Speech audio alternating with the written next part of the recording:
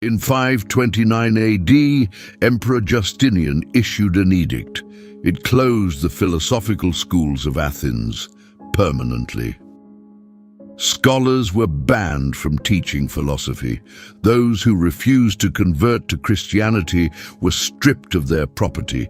Some fled, some went underground. The schools that had operated continuously for nearly 1,000 years went silent overnight. The official reason was that pagan philosophy was incompatible with Christian civilization. But there was one specific Stoic idea that made the church deeply uncomfortable, not because it was immoral, because it was powerful. It made the people who truly understood it far more difficult to control. And that is why, over time, it began to disappear. The Stoics taught that every human being possesses a fragment of the divine logos, the rational principle that governs the universe. Not a selected few, not the virtuous, not the baptized. Every human being, without exception. The implication of that idea was enormous. If every person already carries the highest principle of the universe inside them, then no external authority stands between that person and ultimate truth. No priest, no emperor, no institution. You do not need permission to access what is already yours. You do not need an intermediary to connect you to what you already are. The Stoics called this the inner citadel, the part of you that no external force can enter without your consent. Marcus Aurelius returned to this idea constantly in his private journal. He wrote that the rational mind, when it operates according to its own nature, needs nothing outside itself to be complete. That single idea taken seriously restructures everything. Your relationship to authority, to institutions, to the systems that tell you what you need in order to be whole. And for a religious institution building its influence on exactly those relationships, it was not an idea that could circulate freely without tension. The early Christian thinkers were not ignorant of Stoicism. They had read it carefully. Some of them absorbed it deliberately. Clement of Alexandria used Stoic logic to build early Christian theology.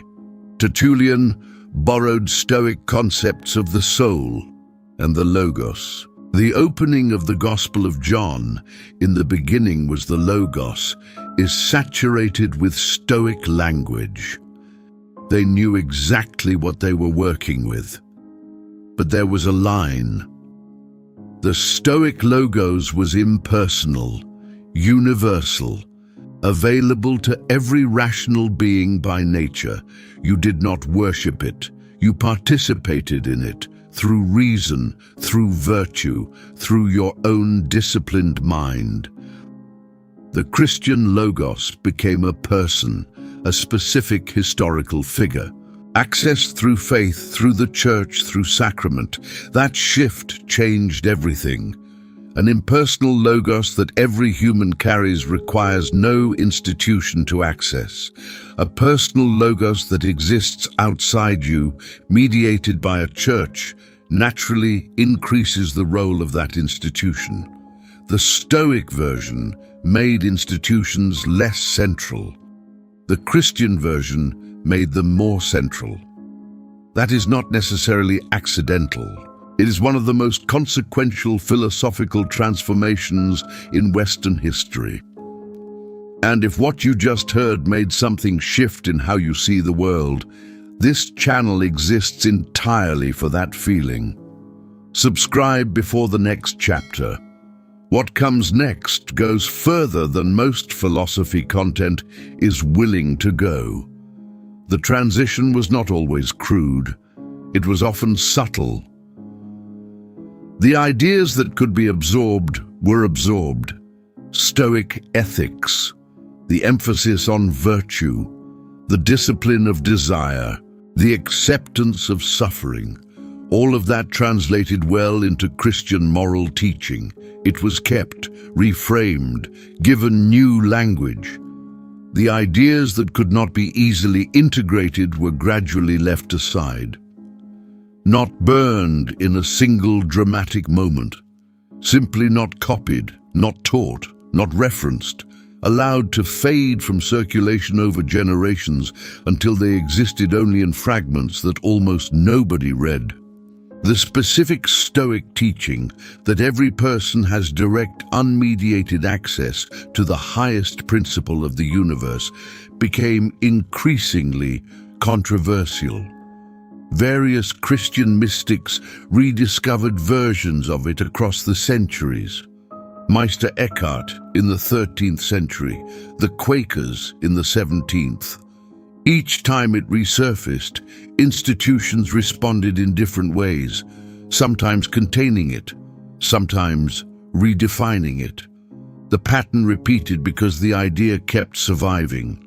Because it is not actually possible to permanently erase an idea grounded in direct human experience. People kept arriving at it independently, sitting quietly with their own minds and finding something there that no one had given them. That is precisely what the Stoics said would happen.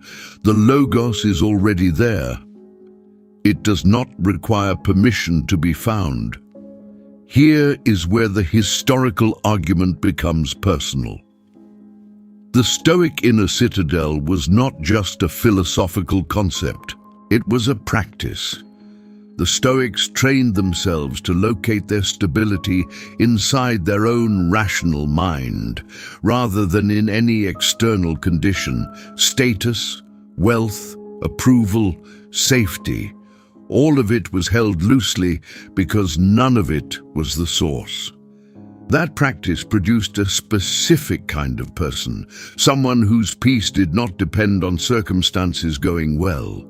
Someone who could face loss, exile, or death without collapsing, because the thing they were protecting was not external. Epictetus demonstrated this while enslaved. Seneca demonstrated it the night Nero ordered his death. Marcus Aurelius demonstrated it while running an empire in permanent crisis. None of them were calm because their lives were easy. They were calm because they had located something inside themselves that external events could not reach. That specific capacity is what was gradually diminished with the decline of Stoic teaching. Not the philosophy as an intellectual system, the practice as a daily lived experience. What replaced it in many cases was a version of peace more dependent on external conditions.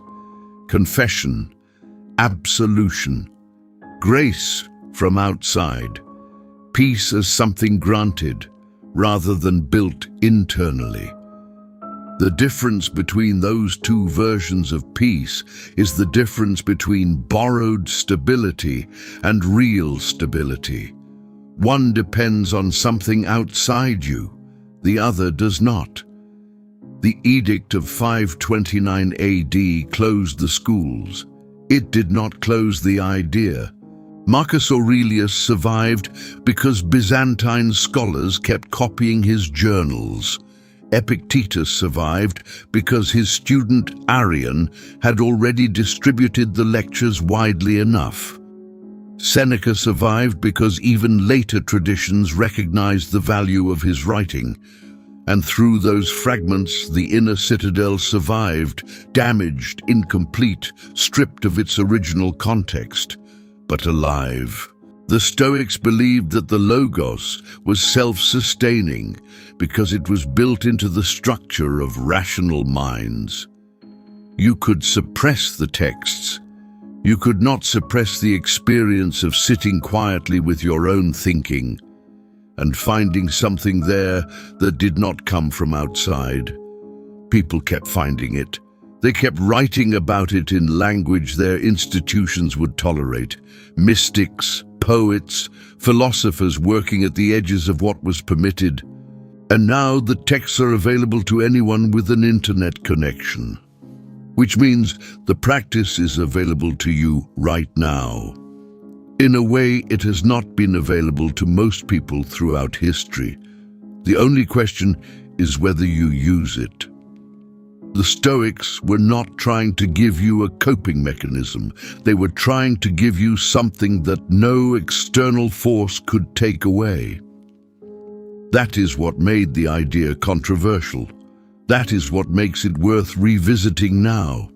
If you have spent your life locating your stability in conditions outside yourself, in relationships, in income, in other people's opinions, then what you just heard is an invitation, not to reject those things, but to stop depending on them to feel whole.